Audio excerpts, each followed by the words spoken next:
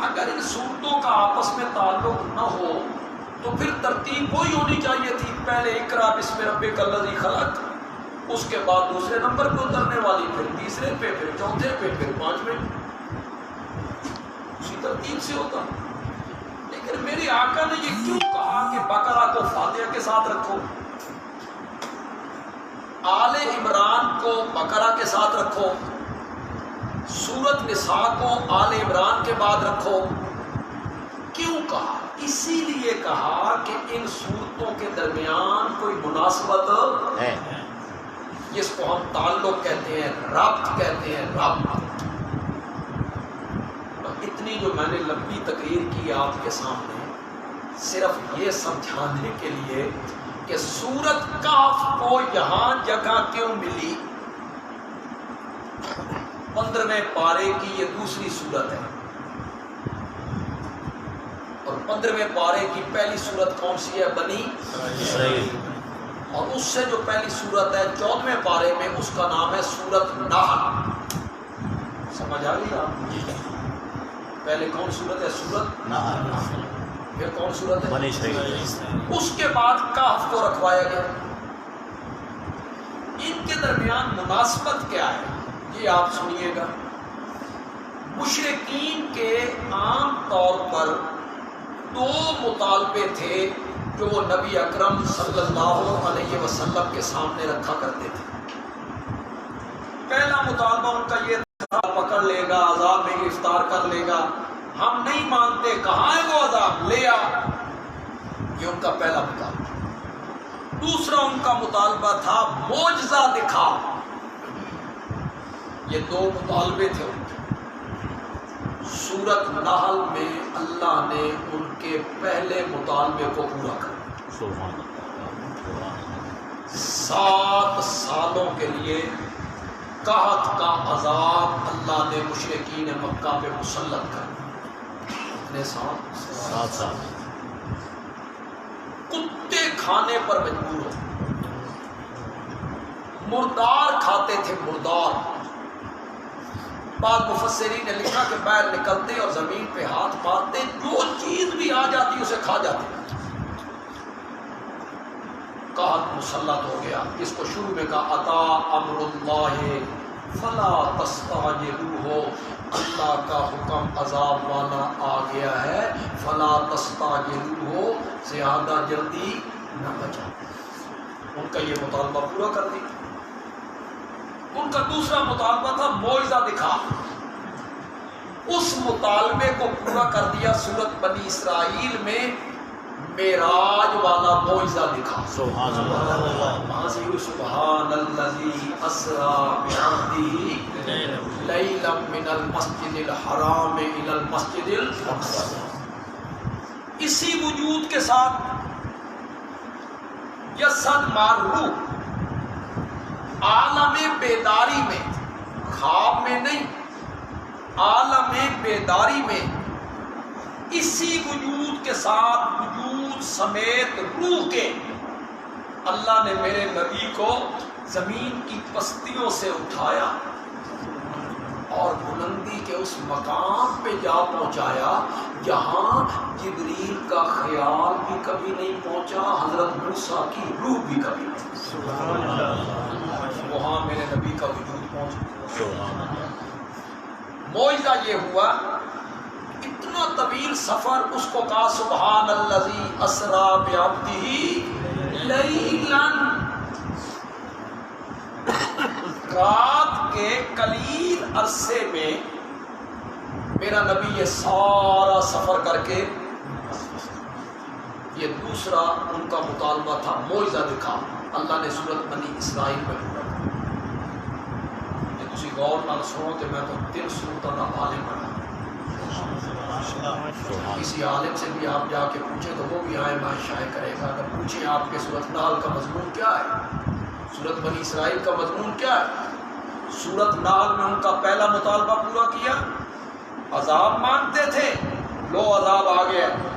بنی اسرائیل میں ان کا دوسرا مطالبہ پورا کیا، معجزہ مانگتے تھے، ہم نے معراج والا معجزہ عطا کیا۔ اب علاج مشرکین کا یہ تھا کہ یہ تسلیم نہ کرتے، ایمان قبول نہ کرتے، انہیں صفحہ ہستی سے مٹا دیا جائے۔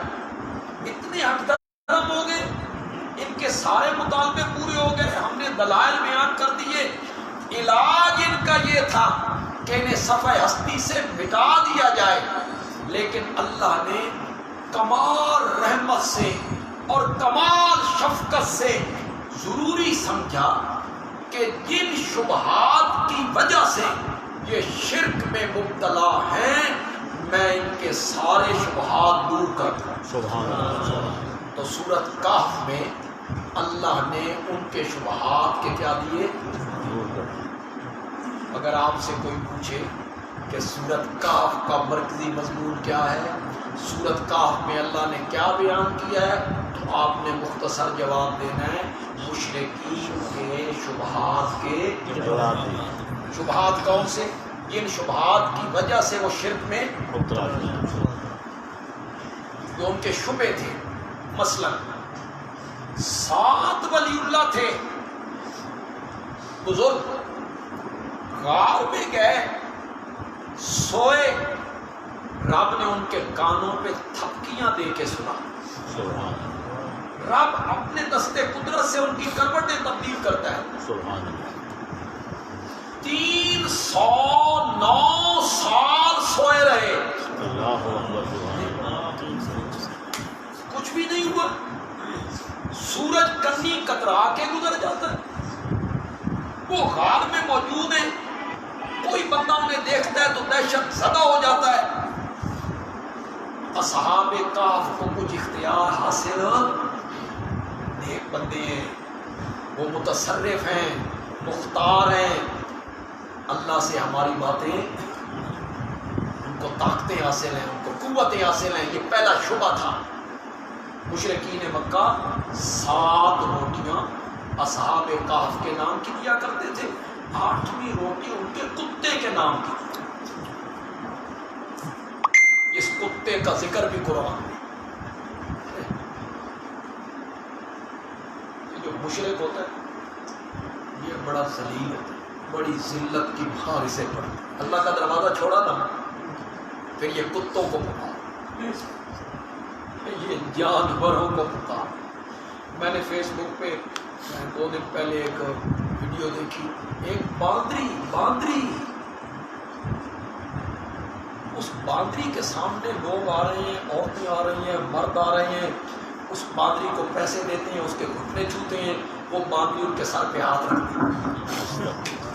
باندری، علامہ اقبال نے کہا تھا وہ ایک سجدہ جسے تو گراں سمجھتا ہے، 1000 سجدوں سے دیتا ہے آدمی کو، اس کا نہیں نہ بننا پھر باندریاں پوچھ، اس کا خالص نہیں نہ بننا تو پھر جانور پوچھ، پھر پتھر چاٹ، پھر مٹی کھا، پھر جھنڈے پوچھ، وہ ایک سجدہ جسے تو گنا سمجھتا ہے، 1000 سجدوں سے دیتا ہے آدمی کو۔ یہ شبہ تھا ان کے ذہن میں۔ پھر ان کے ذہن میں جنات کے بارے میں ایک شبہ تھا۔ آج بھی لوگ سمجھتے ہیں جنات غیب کا علم رکھتے ہیں، آج بھی لوگوں کا خیال ہے جن غیب جانتے ہیں، یہ دوسرا شبہ تھا ان کا، اس کو دور کیا۔ پھر ان کا ایک تیسرا شبہ تھا روح کے بارے میں، کہ روح کیا ہے، روح کی حقیقت کیا ہے، یہ سوال تھا ان کے ذہن میں۔ پھر ایک شبہ تھا ان کے ذہن میں کہ چلو جی حضرت موسیٰ تو عالم الغیب اور متصرف نہیں ہے، لیکن حضرت خضر کو تو یہ طاقتیں حاصل ہیں، ان پر تو بڑی چیزیں منکشف ہوتی تھی۔ انہوں نے جو کام کی حضرت موسیٰ کے ساتھ بڑے عجیب کام تھے۔ پھر ان کے ذہنوں میں ایک شبہ ذوالقرنین کے بارے میں تھا، جو بادشاہ تھا، مشرق میں گیا، مغرب میں گیا، شمال میں گیا، جنوب میں گیا، اور پھرتا رہا، پوری دھرتی اس نے ناپ لی۔ اس کے بارے میں تھا کہ اس کو بڑی قوتیں حاصل ہیں، متصرف ہے۔ یہ کتنے شبہات مشرکین کے ذہن میں تھے اور جن کی وجہ سے وہ شرک میں مبتلا تھے، اللہ نے سورۃ کہف میں ایک ایک شبے کو دور کر دیا۔ سبحان اللہ، سبحان اللہ۔ اللہ نے اس کا جواب، لیکن پہلے میں آپ کو تھوڑا سا اس کا شان نزول سمجھاؤں تو پھر بات ذرا آسان ہو جائے۔ مشرکین مکہ جو تھے نا یہ ان پڑھ تھے، امی تھے، امی۔ ان کے پاس کوئی آسمانی کتاب نہیں، کوئی آسمان، ان کے پاس کوئی شریعت نہیں۔ نبی پاک جب دلائل دیتے، قرآن بیان کرتے اور توحید بیان کرتے اور اس پر دلائل دیتے نا، مشرکین کے پاس اس کا جواب نہیں۔ تو یہ تجارت کرنے جاتے شام، مکے سے شام جائیں تو براستہ مدینہ جانا ہوتا ہے۔ مدینہ اس وقت یثرب تھا، تو مدینے سے گزر کے یہ جاتے تھے شام۔ مدینہ علمی مرکز تھا یہودیوں کا، بڑے بڑے مدرسے اور بڑی بڑی درسگاہیں اور بڑی بڑی خانقاہیں اور بڑے بڑے علماء اور بڑے بڑے گدی نشین وہاں مدینے میں موجود تھے۔ تو یہ شام جاتے ہوئے مدینے رکتے اور یہودیوں کے علماء سے کہتے میں اس نبی بڑا تنگ کر لیا، ساڈے کو جواب کوئی نہیں، کوئی ایو جائے اڑے کے پڑھاؤ نا، سوال اڑے کے ہم اس کے سامنے جا کے رکھیں اور اس کو جواب نہیں آئے گا تو شرمندہ ہوگا، ہم پگلے بجائیں گے، نعرے لگائیں گے، ہم نے سوال کیے تھے، نبی ہوتا تو جواب دیتا نا۔ یہ یہودیوں سے کہتے، یہودی انہیں پٹیاں پڑھاتے ہیں، یہ پوچھو یہ پوچھو یہ پوچھو یہ پوچھو۔ مثلا ایک دفعہ انہوں نے پٹی پڑھائی، اس سے جا کے پوچھو کہ حضرت یعقوب کا وطن تو فلسطین تھا، یہ مصر کیسے آ گئے؟ اب یہودیوں کو پتا تھا کہ وہ مدعی نبوت جو ہے وہ پڑھا ہوا نہیں، اس نے کوئی تاریخ کی کتابیں نہیں پڑھی، لکھنا پڑھنا نہیں جانتا، اسے کیا پتا کہ فلسطین سے یہ لوگ مصر کیسے منتقل ہوئے؟ مشرکین مکہ اچھلتے کودتے بغلے بجاتے کہنے لگے اگر تو واقعی اللہ کا نبی ہے تو بتا، حضرت یعقوب کا وطن تو فلسطین اور شام کا علاقہ تھا، یہ مصر کیسے منتقل ہوئے؟ انہوں نے سوال کیا، اللہ نے جواب میں پوری سورت یوسف نہیں منتقل۔ پہلے یوسف غلام بن کے آئے، پھر بھائی غلہ لینے کے لیے آئے، دوسری بار، پھر تیسری بار، پھر پہچان ہو گئی، پھر حضرت یوسف نے سارے لوگوں کو اپنے پاس، تو وہ جو شبہات پیش کرتے تھے قرآن اس کا کیا دیتا تھا؟ جواب دیتا تھا، اللہ جواب۔ انہوں نے مشرکین مکہ سے کہا کہ اس نبی سے جا کے پوچھو اصحاب کہف کون تھے، اس سے پوچھو۔ ان کو اب پتا تھا نا کہ وہ پڑھا ہوا تو نہیں، کسی مکتب میں نہیں گیا، کسی مدرسے میں نہیں گیا، قلم دوات تختی کبھی اس نے پکڑی نہیں ہے، اسے کیا پتا ہے کہ اصحاب کہف کون ہے؟ پھر اس سے پوچھو ذوالقرنین کون تھا، پھر اس سے پوچھو روح کی حقیقت کیا ہے، جو بدن کے اندر روح ہوتی ہے اس کی حقیقت کیا ہے؟ مشرکین آئے، میرے آقا سے کہا تو اللہ کا نبی ہے تو بتا اصحاب کہف کون ہے، ذوالقرنین کون ہے، روح کی حقیقت کیا ہے؟ اب میرے آقا تو بولتے تب تھے جب اوپر سے اشارہ ہوتا، وہی آتی۔ آپ نے فرمایا کل آنا، کل میں تمہارے سوالوں کے جواب۔ آپ کے ذہن میں تھا وہی آئے گی، جبریل آئے گا، ان سوالوں کے جواب لائے گا، میں انہیں کل آ گیا، وہ نہیں آیا، ادھر سے خاموشی، مشرکین پھر آ گئے، بتائیے، فرمایا کل آنا، وہ تیسرے دن آ گئے، آپ نے فرمایا کل آنا، وہ چوتھے دن آ گئے، آپ نے فرمایا کل آنا، کل کل کل کل کرتے 15 دن گزر۔ وہ سن رہے ہو کہ کوئی نہیں سن رہے؟ 15 دن گزر گئے۔ ایک منٹ کے لیے تصور کرو، تصور، میرے پاس ایک آدمی آئے، وہ بھی میرا مخالف، اپنا بھی ہو، اس سے بھی شرمندگی ہوگی لیکن مخالف سے زیادہ ہوتی ہے، مخالف ہو میرا، اور مجھ سے کہے اس بات کا جواب دیں، میں کہوں کل آنا، وہ کل آ جائے، میں کہوں کل آنا، وہ تیسرے دن آ جائے، میں کہوں کل آنا کل آنا کل آنا، چوتھے پانچویں دن میری کیا حالت ہو؟ تصور کر سکتے ہو؟ شرمندگی کا تصور کر سکتے ہو؟ 15 دن گزر گئے، 15 دن۔ مشرکین، دشمن تو دشمن ہوتا ہے، دشمن کے منہ میں جو آتا ہے وہ بک دیا کرتا ہے، اسے کیا لحاظ ہے، اسے کیا پتا ہے کہ آمنہ کا لال کون ہے، وہ کیا جانے گا؟ صلی اللہ علیہ وسلم۔ جگہ جگہ باتیں ہونے لگی، شیطان آتا تھا، وہی شیخونی تھی، شیطان آیا کرتا تھا، چھوڑ گئے۔ کسی نے کہا محمد کا جو رب ہے نا وہ اس سے ناراض ہو گیا ہے، رب رس گیا، یہ مزاج بنایا، تمسخر اڑایا۔ شیطان آتا تھا، کبھی کہا محمد کا رب جو ہے وہ اس سے ناراض ہو گیا ہے، وہی نہیں آ رہی ہے۔ 15 دن کے بعد جبریل آئے، میرے نبی نے پہلا سوال کیا، ما فوہلا بک یا جبریلو، تو کتنے رہ گیا؟ 15 دن ہو گئے، دل کی بنیا۔ اس نے کہا یا رسول اللہ آپ کیا سمجھتے ہیں اپنی مرضی سے آتا ہوں؟ اللہ اکبر۔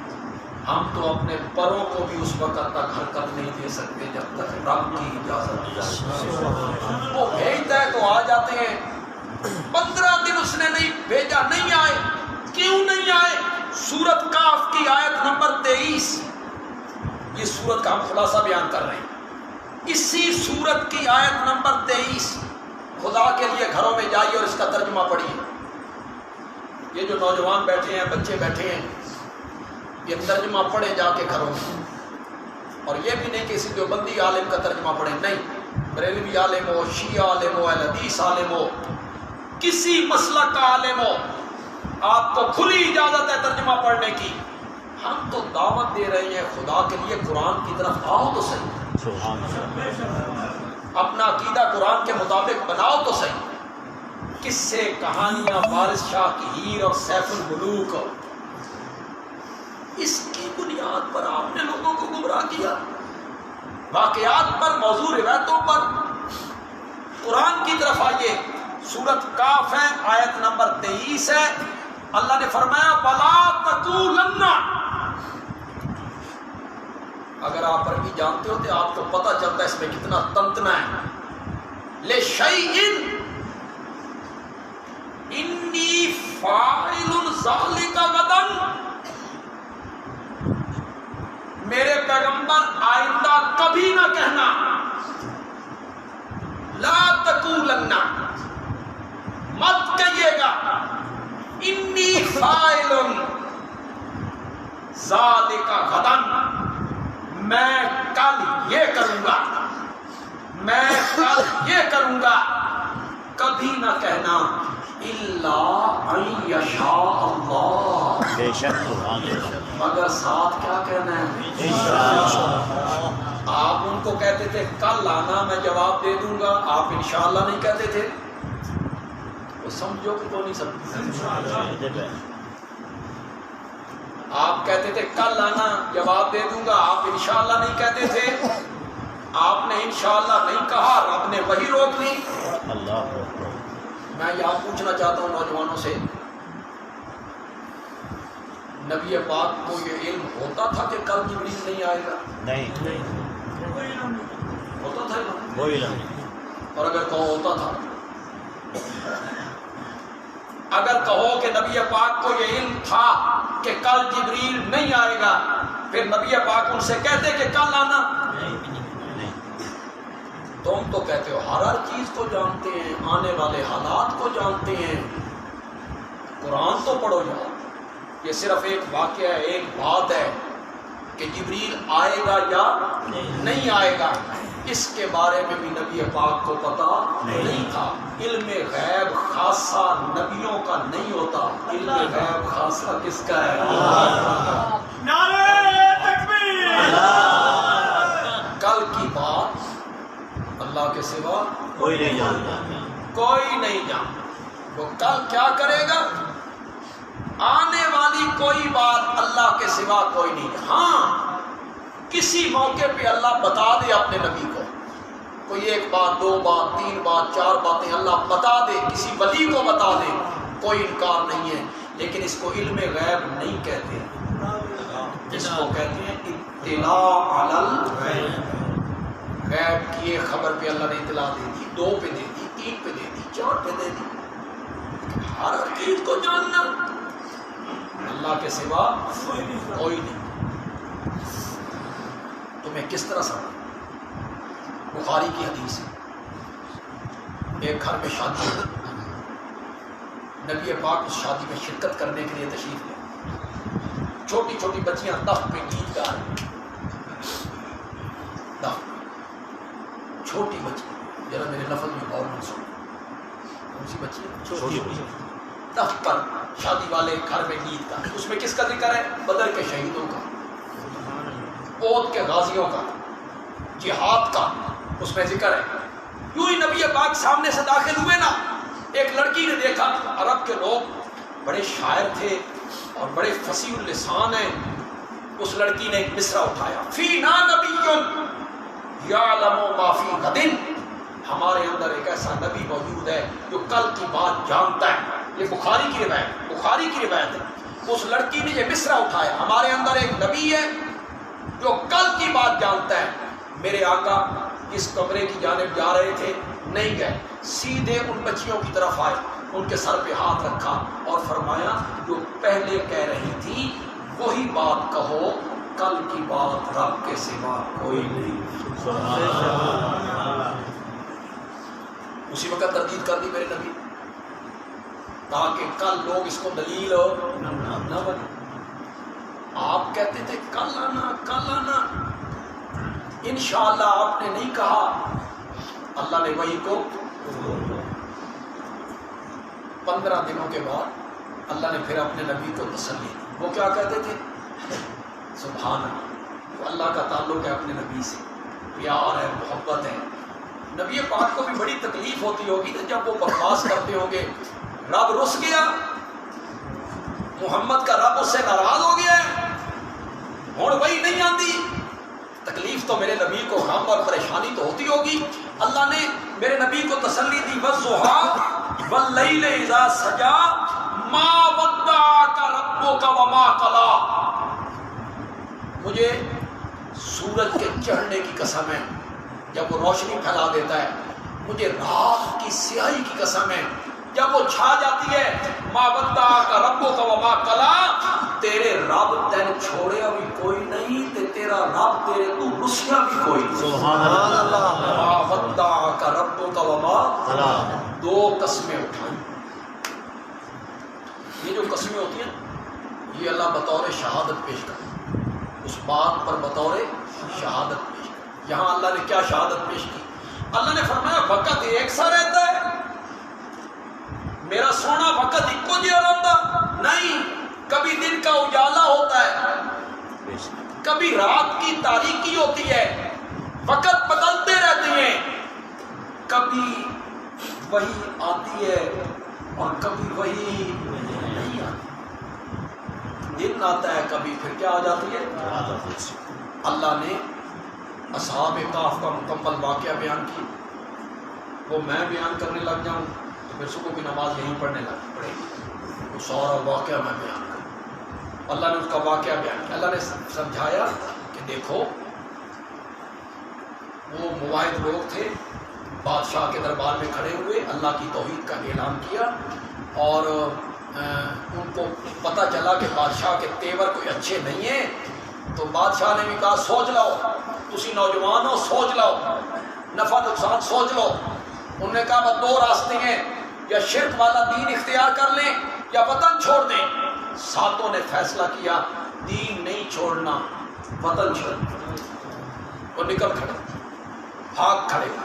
اللہ نے فرمایا جو اپنی جان بچا کے بھاگ رہا ہے وہ تمہارا مشکل کشا کیسے ہو سکتا ہے؟ تو اپنی جان چھپا کے بھاگ رہے ہیں. پھر وہ غار میں پہنچے، کیوں بھائی؟ اسی ارادے سے سوئے تھے نا کہ 309 سال سوئیں گے؟ نہیں کس ارادے سے؟ سوتے ہیں۔ تھوڑی دیر آرام کریں گے پھر اگلا سفر۔ ان کا ارادہ تھا تھوڑی دیر سونے کا، اللہ نے سلا دیا کتنا؟ 309 سال۔ ارادہ ان کا پورا ہوا یا عرش والے کا پورا ہوا؟ پھر سورۃ کہف میں خدا کے لیے سورۃ کہف کا یہ سارا 2-3 رکوع جو ابتدائی ہیں پڑھیے گا انہیں گھروں میں جا کے۔ اٹھے 309 سالوں کے بعد اللہ نے اٹھایا۔ ایک پوچھنے والے نے پوچھا کم لبثتم، کتنا رہے ہو یہاں، کتنا ٹھہرے ہو؟ قالو، تو کچھ کہنے لگے لبثنا یوما او بعض، ایک دن یا دن کا سوئے کتنا؟ 309 سال۔ الیاذ باللہ، الیاذ باللہ، خاکم بدہان، میرے منہ میں خاک، جھوٹ بول رہے ہیں؟ کہہ سکتا ہے کوئی بندہ؟ پھر مانو نا انہیں اپنے سونے کے وقت کا بھی پتا نہیں تھا۔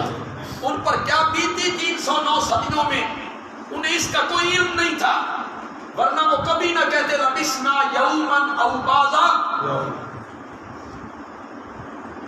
کچھ نے کہا اور چھوڑو کڑے رپڑے پہ گئے ہو، کہ کتنا سوتے ہیں، بھوک بڑی لگی ہے، کسی بندے نو شہر بھیجو یار کھانا لے کے۔ واہ میرے مولا، تیرے سمجھان تے بھی قربان جاؤں۔ سبحان اللہ۔ اللہ نے ان کی یہ بات بھی نقل کر کہ بھوک بڑی لگی ہے، ایک بندے کو بھیجو شہر میں جائے اور کھانا لے کے آئے۔ اللہ نے فرمایا جسے بھوک ستائے اور کھانے کا محتاج ہو وہ لوگوں کا مشکل کشا نہیں ہوتا، مشکل کشا وہ ہوتا ہے جو سب کو کھلاتا رہتا ہے، خود وہ حاجت روا ہوتا ہے، وہ مختار کل ہوتا ہے، وہ متصرف الامور ہوتا ہے، جسے خود بھوک ستائے، جو کھانے کا محتاج ہو۔ ایک بندے کو بھیجا، ذہن میں ہے نا کہ ہم کل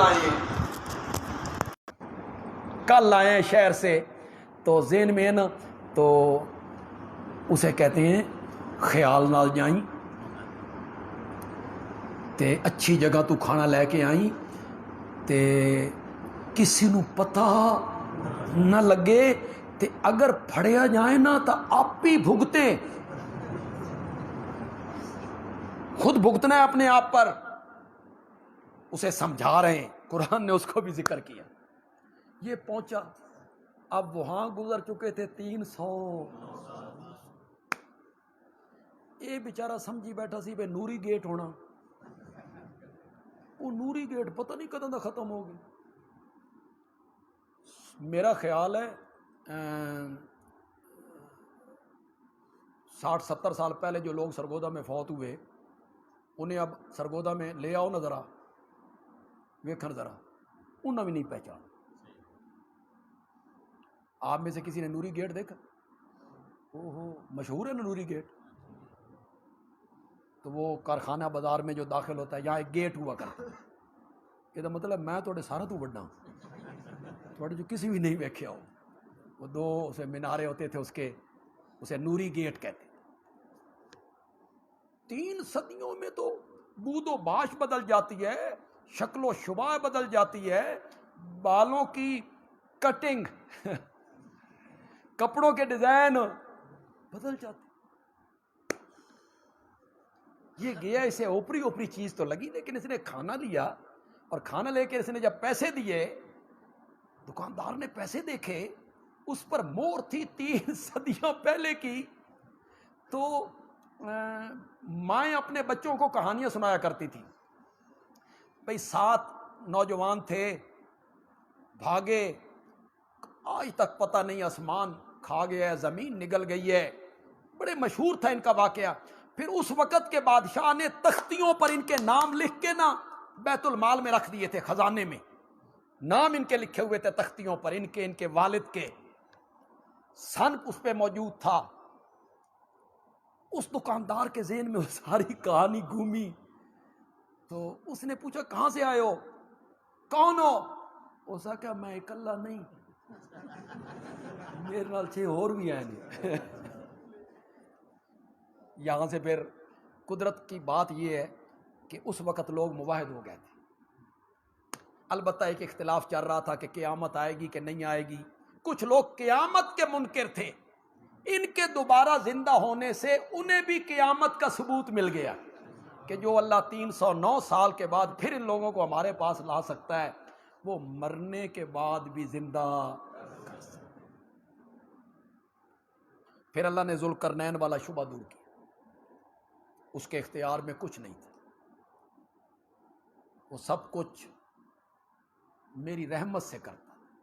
پھر اللہ نے حضرت خضر والا شبہ دور کی, حضرت خضر کے اختیار میں کچھ نہیں تھا, وہ خود کہتے تھے ما فعلتہ عن امری, میں نے یہ کام اپنے حکم سے نہیں کیے, یہ سب میری رب کی رحمت ہے. اس شبے کو دور کیا. پھر جنات والے شبے کو دور کیا کہ جنات عالم الغیب مختار کل متصرف نہیں ہے. پھر اللہ نے سورۃ قاف کی آخری آیت میں آ کے بہت خوبصورت انداز اپنایا.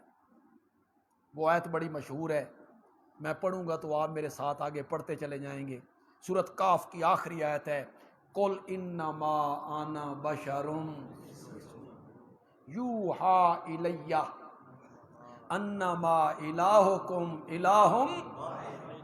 سارے سورۃ قاف میں اللہ بتانا تو یہی چاہتا تھا نا, خلاصہ تو یہی تھا نا. اصحاب کہف بھی الہ بننے کے لائق نہیں, ذوالقرنین بھی الہ بننے کے لائق نہیں, حضرت خضر بھی الہ بننے کے لائق نہیں, جنات بھی الہ بننے کے لائق نہیں, فرشتے بھی الہ بننے کے لائق نہیں. الہکم الہ واحد, الہ تمہارا ایک الہ ہے, معبود تمہارا ایک ہی معبود ہے. آخر میں آ کے اللہ نے, یہ آپ نے غور سے سننی ہے بات, اصحاب کہف بھی الہ نہیں, ثابت ہو گیا جی.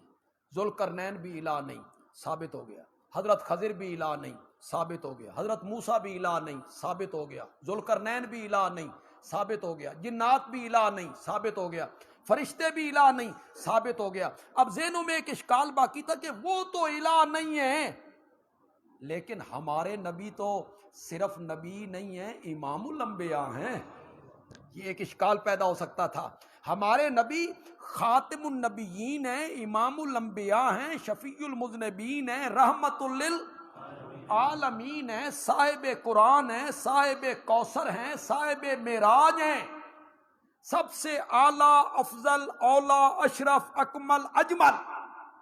اگر کوئی ہستی ہے تو وہ حضرت محمد الرسول اللہ صلی اللہ علیہ وسلم کی ہے.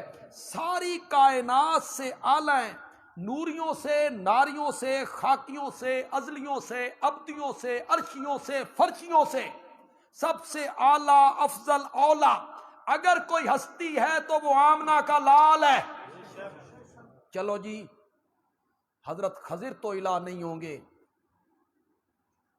اصحاب کہف بھی الہ نہیں ہوں گے, شاید یہ سب سے اعلیٰ ہیں, سب سے برتر ہیں, محبوب خدا ہیں, شاید یہ معبود بننے کے لائق ہوں, شاید یہ الہ ہوں, شاید یہ حاجت روا ہوں.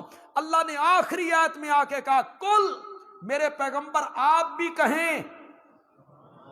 نبی پاک کی زبان مقدس سے اعلان کروایا, میرے نبی آپ بھی کہیں انما انا بشر, میں بشر ہوں جیسے تم, میں بشر ہوں جیسے تم. یہ مثلکم کا کیا معنی کیا ہم نے؟ جیسے تم.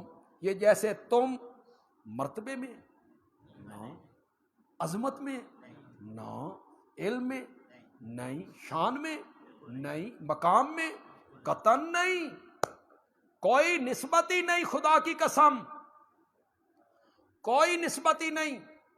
سارے علماء دیوبند اکٹھے ہو جائیں, مل جائیں, نبی پاک کے قدم مبارک کے نیچے جو ریت کے ذرے لگتے تھے نا, ایک ذرے کا بھی مقابلہ نہیں کر سکتے. مقام آپ کا بڑا اعلیٰ ہے, یہ مثلیت کس میں؟ یہ مثلیت اس میں ہے جس طرح تمہارے ماں باپ اسی طرح میرے بھی ماں باپ، تم بھی پیدا ہوئے میں بھی پیدا ہوں، تم نے بھی کسی عورت کا دودھ پیا میں نے بھی کسی عورت کا دودھ پیا، تم نے بھی بکریاں چرائیں میں نے بھی بکریاں چرائیں، تمہیں بھی بھوک لگتی ہے مجھے بھی بھوک لگتی ہے، تمہیں بھی پیاس ستاتی ہے مجھے بھی پیاس ستاتی ہے، تم بھی تھک جاتے ہو میں بھی تھک جاتا ہوں، تم بھی سوتے ہو میں بھی سوتا ہوں، تم بھی جاگتے ہو میں بھی جاگتا ہوں، تم نے بھی شادیاں کی میں نے بھی کی، تمہارے بھی بچے میرے بھی بچے، تمہاری بیٹیاں میری بھی بیٹیاں، تمہارے داماد میرے بھی داماد۔ اس معنی میں ہے انما انا بشر مثلکم۔ ایک معنی اب میں کرنے لگا ہوں، انما الہکم الہ واحد کو دیکھ کے اس کے ساتھ ملا لینا ذرا، اس کے ساتھ ذرا ربط مل جائے گا۔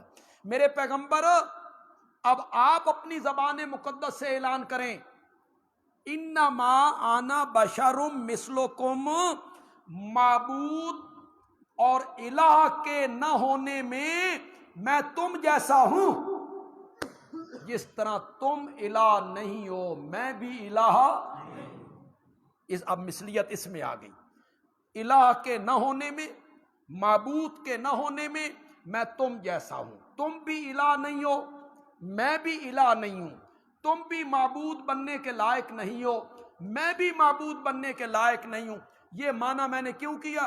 اگلی آیت کا حصہ جو ہے مجھے مجبور کرتا ہے اس معنی کرنے پر، اب معنی کروں گا اگلے حصے کو ملاؤں گا تو آپ کو لطف آ جائے گا۔ انما انا بشر مثلکم، میں الہ نہیں ہوں جس طرح تم الہ نہیں ہو، میں معبود نہیں ہوں جس طرح تم معبود نہیں ہو، الہ اور معبود کے نہ ہونے میں تم جیسا ہوں۔ کیوں؟